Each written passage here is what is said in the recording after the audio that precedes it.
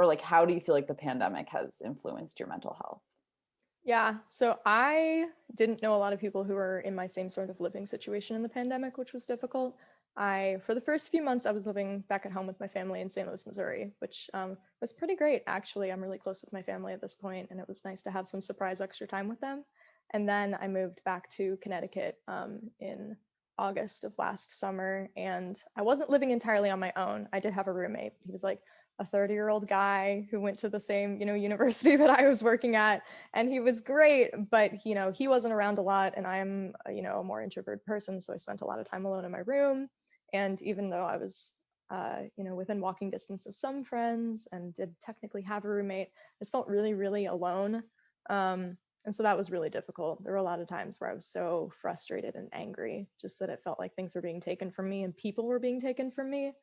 um, in some ways, I was able to get a lot more comfortable being on my own. I spent a lot more time like meditating and going on walks and trying to find ways that I wasn't alone. Like I was constantly in nature and trying to like feel connected to like the trees and the geese that were flying or whatever. And I don't know, it sounds kind of sad now when I'm saying it. But I do think it's a good thing to have in your back pocket if you need to. But yeah, there were definitely some times where I felt so alone. There was a lot of crying. I don't think that crying's a bad thing, but for me, it's usually a signal that I'm not doing that great.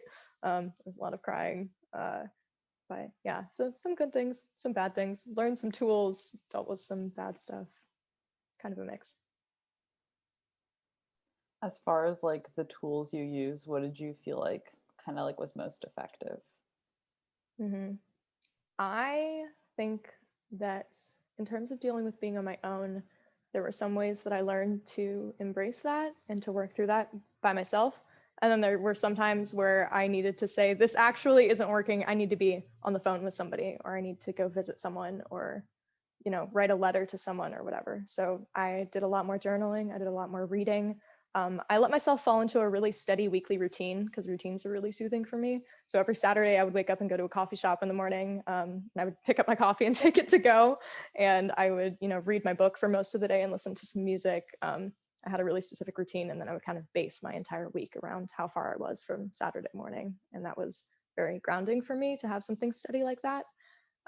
But then, yeah, like I said, sometimes I got really creative with how I got kept in touch with people. Some friends and I started writing letters to each other. Even if we were living in the same city, we would write letters, and that was great. I talked a lot more to my family. Yeah, Zoom, pretty great thing. So